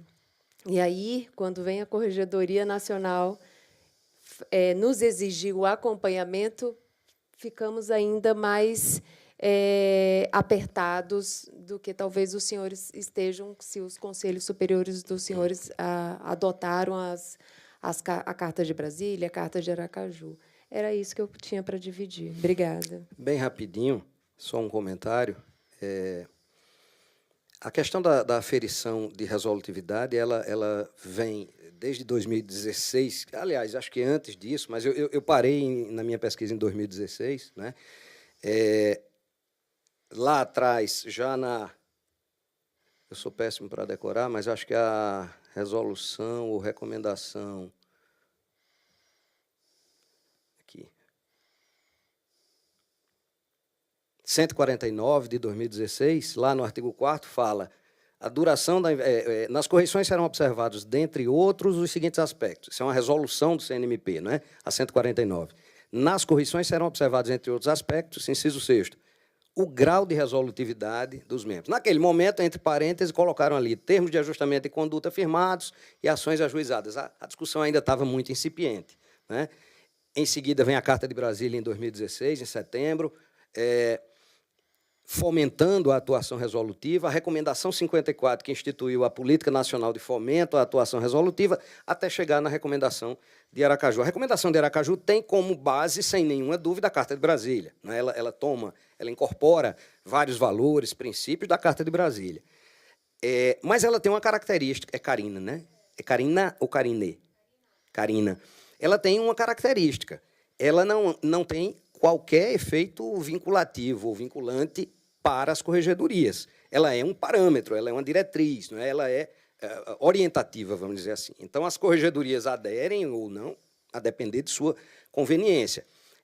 Me parece que o Ministério Público Federal tem suas normas específicas, também aplica. Ela pode ser aplicada no todo ou em parte, ela pode, enfim, ela é um parâmetro. O que, na minha opinião, lhe deixa num dilema, realmente, é não ter esse parâmetro. Porque, a partir do momento que a instituição diz não vamos usar a Carta de Brasília, não vamos utilizar a recomendação. Tá, então, qual é o parâmetro? Qual é a diretriz? Qual é o direcionamento? Acho que algo precisa existir, né? Nem que seja, enfim, algo intuitivo. Não, a corregedoria vai lá e vai verificar, de acordo com seus critérios, a resolutividade. O que eu acho que não pode deixar de acontecer é não averiguar, não aferir essa resolutividade, porque é um caminho, me parece um caminho sem volta, não é? É uma página que nós estamos tentando virar e estamos conseguindo muito paulatinamente, muito vagarosamente. Mas conte conosco, Carina, para lhe auxiliar, lhe ajudar, lhe apoiar nesse trabalho. É um trabalho conjunto, vamos construir isso junto. Rodrigo, até que enfim eu acho que você vai poder falar. Vamos lhe deixar falar. Fico feliz que ainda tenhamos. Eu vou tentar falar em 3 minutos o que eu precisaria de 30 minutos, por razões óbvias, mas eu quero, antes de tudo, não posso deixar de registrar o agradecimento aos colegas aqui do Paraná pela receptividade, por todo o esforço para nos receber de maneira magnífica, como tem sido desde o momento que eu pisei aqui em Curitiba. Faço isso na pessoa do Maurício, parabenizar o nosso coordenador uma vez mais e também a Carla, que não está presente, por todo o empenho para que sempre essas reuniões aconteçam, com todas as nossas dificuldades, limitações de tempos, recursos, etc. E agradecer também o doutor Clício por ter aceito esse convite e vir aqui, francamente, com toda boa vontade e transparência, nos brindar com esses esclarecimentos.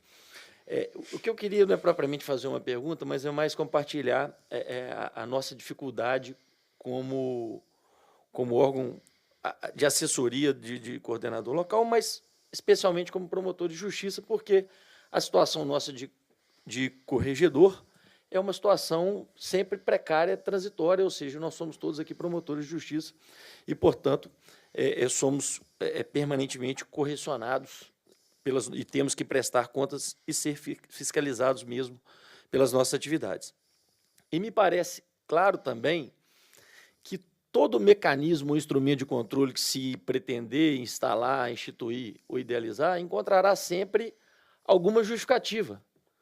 Eu quero crer que todos os formulários que foram criados por essas comissões do CNMP e todos os dados que são inseridos para que sejam coletados, eles têm um potencial para se tornarem úteis. O que me preocupa, às vezes, é que essas comissões são formadas por pessoas com atuação especializada e que estipulam esses dados mais ou menos subvertendo a lógica que deveria governar qualquer planejamento do ponto de vista estatístico. Ou seja, eu primeiro insiro o dado sem me preocupar primeiro se eu, de fato, ou utilizarei para alguma situação efetiva, e nem como, e se eu detenho os instrumentos. E faz isso, talvez, no afã de reunir o maior número possível de informação para subsidiar até os seus próprios projetos, seja como coordenadores regionais, como centros de apoio operacionais, e inclusive na necessidade de prestar contas para determinados órgãos em outros ambientes de política, seja política institucional interna ou no âmbito da política externa, mas, às vezes, esquecem-se de se colocar no lugar de quem está como órgão de execução, e se esquece, inclusive, que cada um desses formulários criados por esses órgãos de execução, na assessoria de comissões no CNMP, na maior parte das vezes, será preenchido por um único promotor que aglutina todas as atribuições do Ministério Público. Ou seja, no caso de Minas Gerais, em que nós temos 1.000 membros, a grande maioria dos promotores de justiça estão em promotorias de atribuição plena. Atribuição plena, é uma promotoria única na comarca. E que, portanto, tem que não apenas demonstrar a efetividade da sua atuação e serem resolutivos na fiscalização de abrigos de idosos, de estabelecimentos prisionais, de estabelecimentos que abrigam crianças em medidas de proteção, adolescentes internados, delegacias de polícia, batalhões da Polícia Militar ou companhias independentes, especialmente as que têm celas, mais uma infinidade de dados relacionados à violência doméstica contra a mulher, que colocam realmente o promotor de justiça num dilema e numa percepção de que, se ele preencher o formulário, ainda que detecte uma irregularidade grave, que não se soluciona no decorrer do tempo, fica mais grave se ele não preencher o formulário do que se não tomar providência para que a instituição que está sendo fiscalizada realmente passe a exercer o papel que ela deve exercer da maneira adequada. Então, há um descompasso realmente entre quem idealiza o formulário, e principalmente partindo-se do pressuposto que os dados são úteis, mas o promotor que o preenche não tem retorno nenhum quanto à utilização desses dados. Então, há um descompasso em quem idealiza, entre quem cobra, que, em última análise, é o corregedor nacional, que cobra da corregedoria local, que, por sua vez, vai cobrar do promotor. E, obviamente, quem executa essa fiscalização. E não apenas o promotor que está na promotoria única, que é, portanto, um generalista e que tem um volume de atribuições grandes vinculadas a esses formulários. Mas também o promotor especializado das grandes comarcas, que às vezes se vê na contingência de ter que fiscalizar com determinada periodicidade 40, 50, 60, 200 estabelecimentos, como é o caso de algumas promotorias da capital, ou de Juiz de Fora, ou de Uberlândia, para citar como exemplo a realidade que a gente vive no estado de Minas Gerais. Então, o que eu gostaria de registrar, e mais numa situação de solicitação aos membros da Corregedoria Nacional, eu tenho dialogado isso muito, inclusive, com os dois assessores da Corregedoria de Minas Gerais, que têm também alguma participação na assessoria da Corregedoria Nacional, é que eu tenho a esperança de que essa percepção e essa sensibilidade, a partir da Corregedoria Nacional, pode vir a sensibilizar também os membros dessa comissão. Não necessariamente, ou não apenas para flexibilizar, de acordo com as realidades regionais e locais, a periodicidade desses formulários, mas também para torná-los mais simples, né? Sobretudo em algumas informações que, evidentemente, são repetitivas no decorrer de várias fiscalizações, para que, de fato, aquilo que a gente preconiza em relação à resolutividade seja algo perceptível também em relação a essas cobranças com os promotores naturais, os órgãos de execução. Porque o que a gente percebe, às vezes, é que quando a fiscalização da Corregedoria Nacional e, de uma maneira geral, do próprio Conselho Nacional do Ministério Público, ela se depara com uma falta de estrutura para o promotor desempenhar o seu papel, a Corregedoria Nacional encontra alguns obstáculos que são de ordem orçamentária, mas também de política institucional, por parte dos procuradores gerais, com muito mais força do que tem um promotor de justiça para justificar a ausência de resolutividade que lhe é impingida em função de uma fiscalização, seja da Corregedoria Nacional, seja da Corregedoria Local. Ou seja, a detecção da falta de estrutura, que é da essência da previsão constitucional do órgão constitucional de controle externo, ela se esvazia diante de uma ênfase perceptível, pelo menos pelo promotor de justiça natural, de que ele é estimulado na cobrança em função de uma formalidade mais do que na essência do seu trabalho e, às vezes, mais estrangulado, vamos dizer assim mesmo, mais sufocado e menos ouvido do que quando a fiscalização do Conselho Nacional se depara com a própria ausência de estrutura para que ele desempenhe melhor o seu trabalho. São essas considerações que eu queria deixar aqui. E acho que com esses encontros e esses diálogos, o GENAI cumpre bem o seu papel, talvez não ofertando as respostas, mas fazendo com que todos nós saímos daqui sempre com mais dúvidas e mais percepções da necessidade da gente desenvolver o senso de autocrítica, inclusive da nossa atividade correcional e dos nossos instrumentos de controle, nos colocando mais em lugar daqueles promotores que, de fato, estão empenhados, estão desenvolvendo um bom trabalho, querem contribuir para o desenvolvimento social, que, felizmente, ainda é a esmagadora maioria. Muito obrigado. Pois não. Vou pedir licença para o Clístenes, antes de responder a pergunta do Rodrigo, porque a minha pergunta também, Rodrigo, se situa na linha da tua exposição. Eu só gostaria de aproveitar a oportunidade para me apresentar.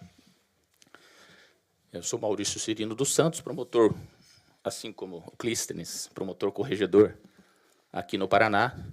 Então, só gostaria de fazer essa apresentação, até porque, como anfitrião, gostaria de agradecer a presença de todos. Eu não estou na coordenação, mas, como anfitrião do evento aqui no Paraná, gostaria de passar essa mensagem de agradecimento pela vinda dos senhores a esse evento e participação na reunião do GNAI.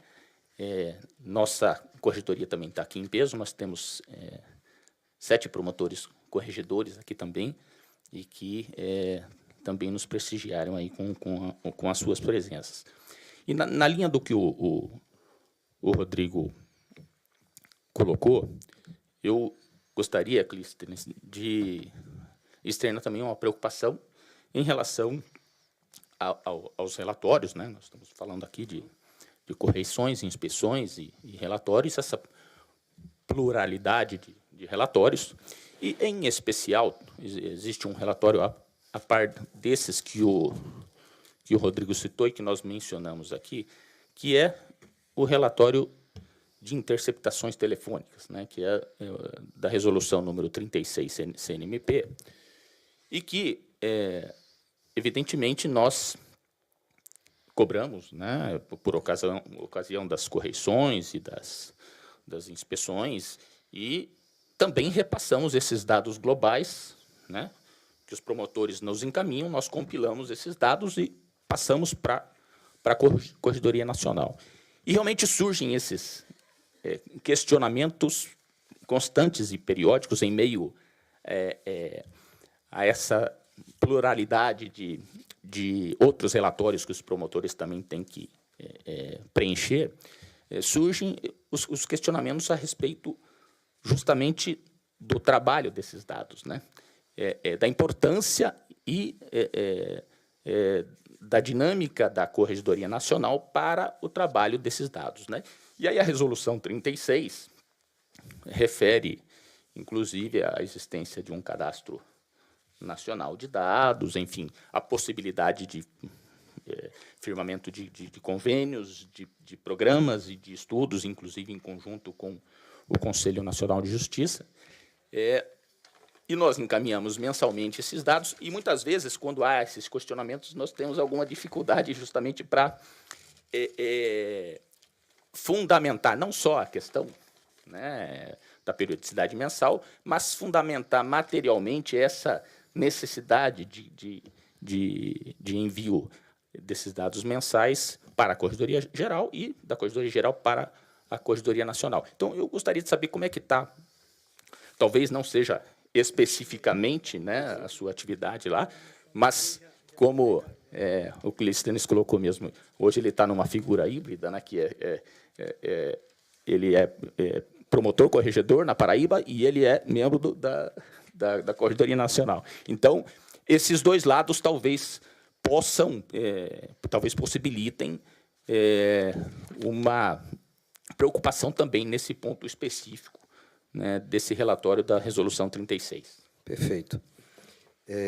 O Rodrigo, enquanto o Rodrigo estava falando ali, eu aqui pensando, e me veio à mente que, às vezes, esses formulários nos passam a impressão, Rodrigo, de que eles são um fim em si mesmos, né?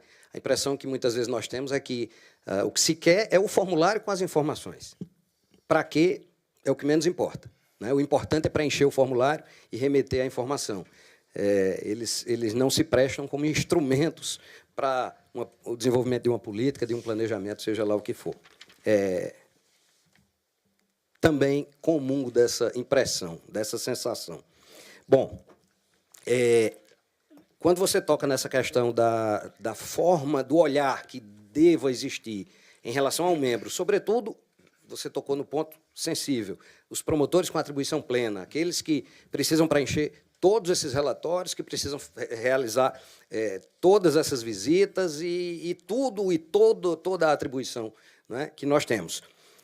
A Corregedoria Nacional, nesta gestão, e eu não posso falar das anteriores porque não participei delas, mas nesta gestão, tem tido, ou pelo menos essa tem sido a orientação do nosso corregedor, doutor Orlando Rochadel, um olhar diferenciado para essas situações. E não pode ser diferente.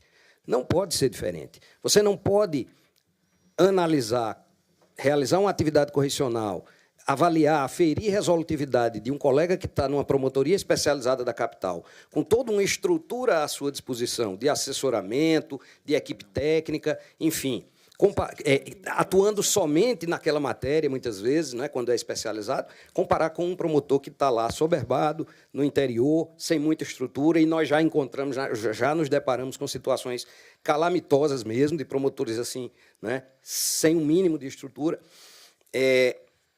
Não pode ser a mesma régua. É o termo que o doutor Rochadel costuma utilizar. E é nisso que consiste o conceito e a ideia e o pensamento dele de correição humanizada. Ele usa muito esse termo. Nós temos que ter a humanização nas correições.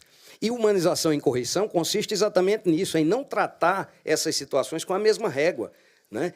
Tratar com um olhar diferenciado cada situação dessa.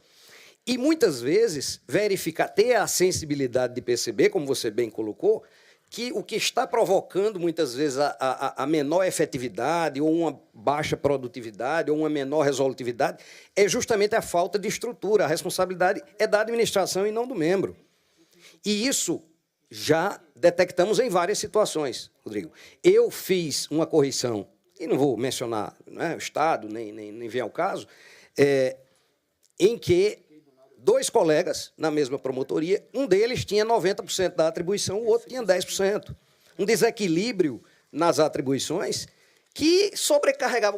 Eu cheguei na primeira sala, a mesa limpa, os processos rigorosamente em dia, e na mesa do colega vizinho, o gabinete parecia mais um cartório judicial com tanto processo.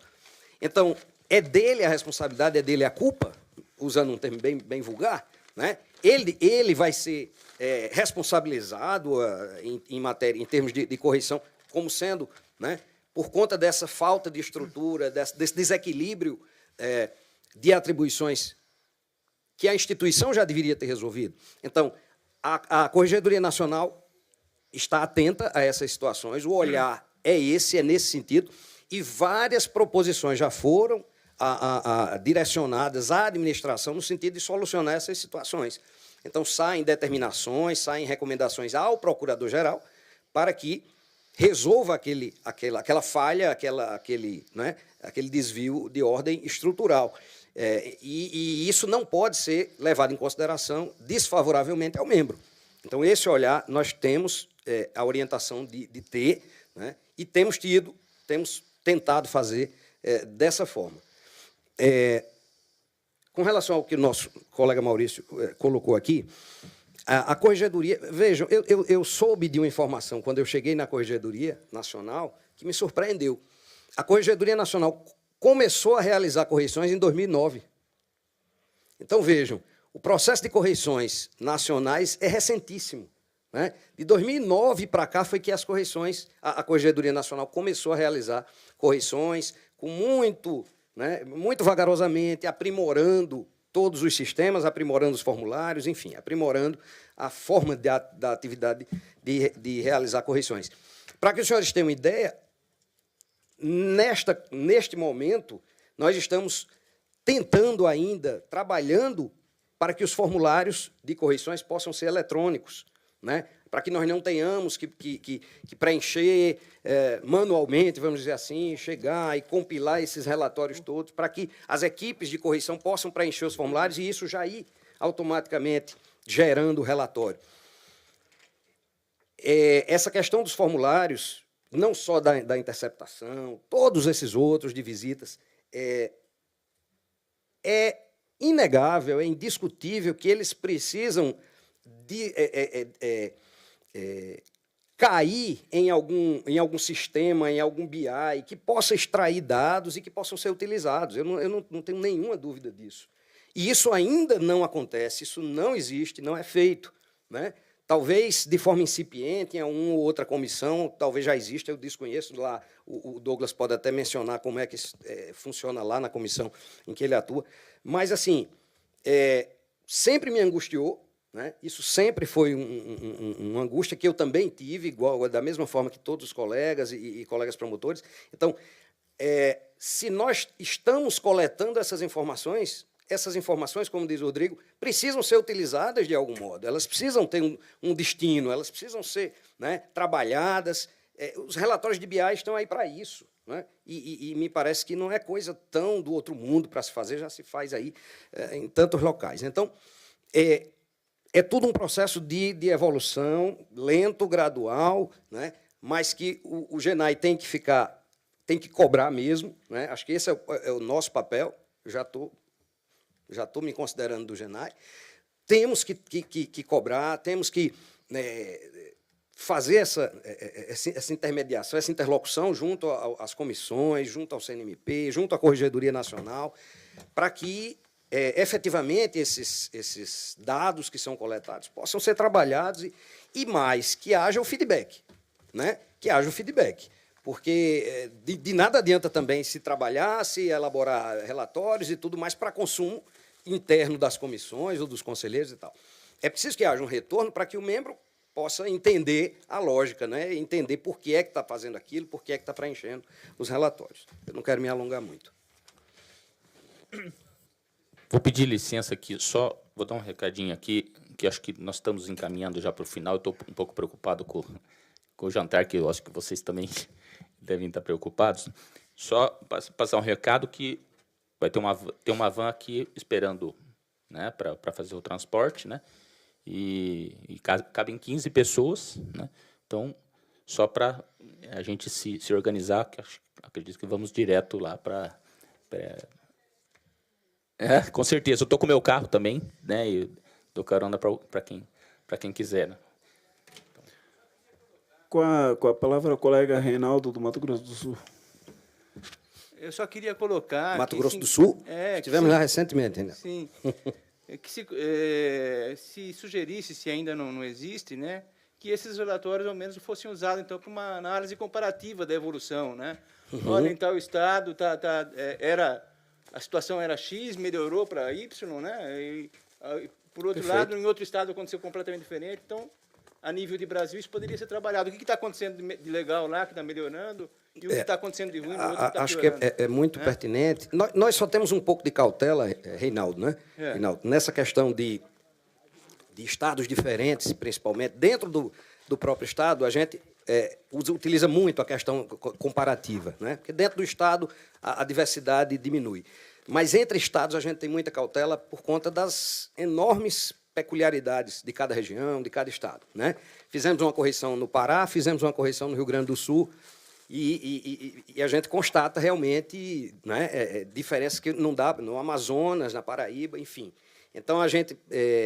estados vizinhos, tudo bem, até que dá. Você fazer Rio de Janeiro e Espírito Santo, muito provavelmente vai dar para fazer comparação, né? Mato Grosso e Mato Grosso do Sul, talvez, enfim...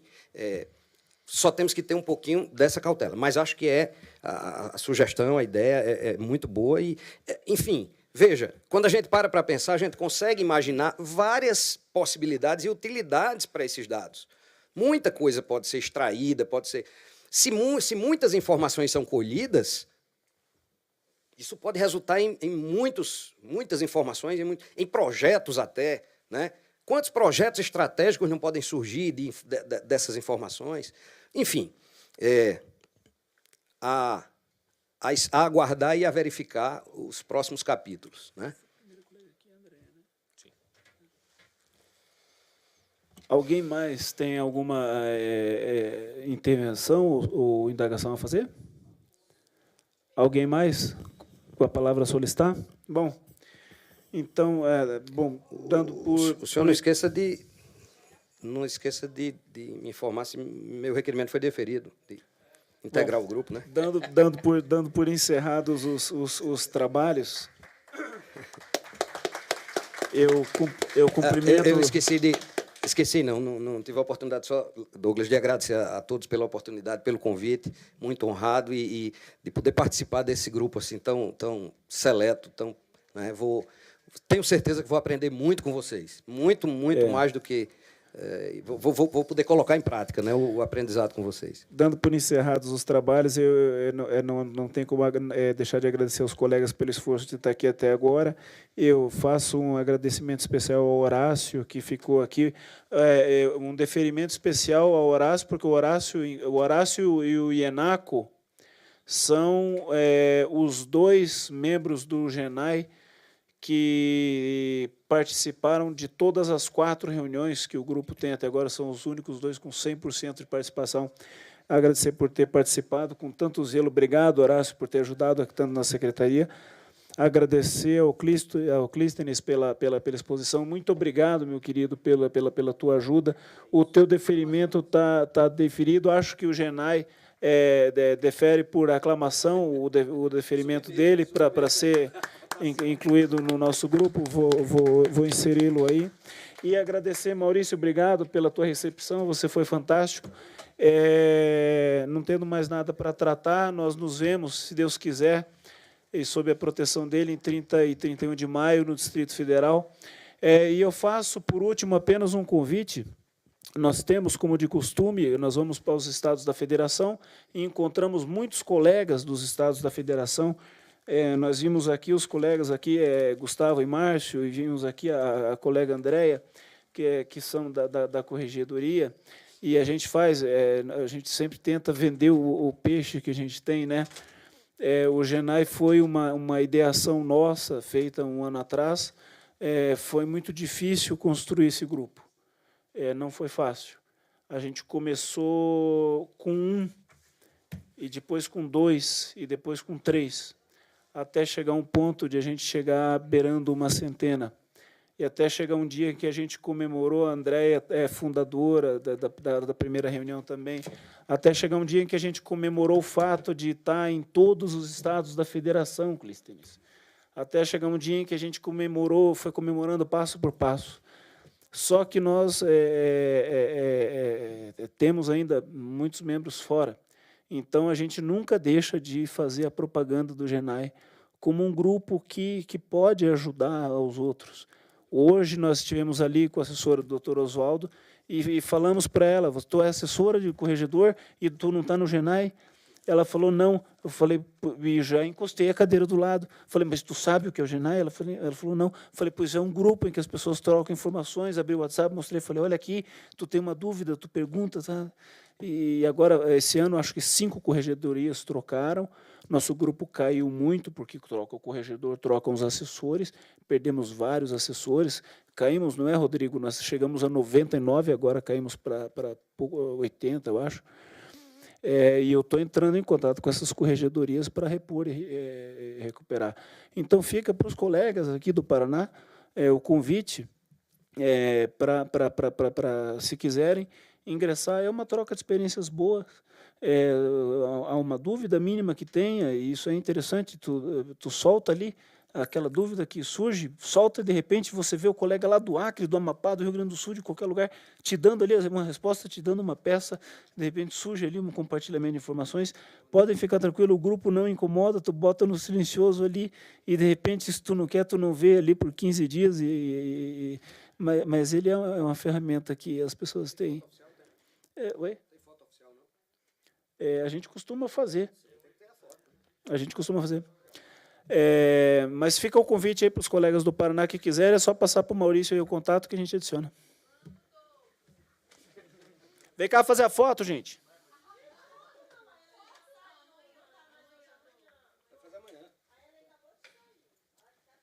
Eu ponho a Ellen no Photoshop, eu tenho várias fotos dela.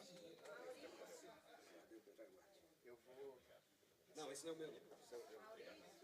Pensa, teu pendrive. Obrigado, meu querido.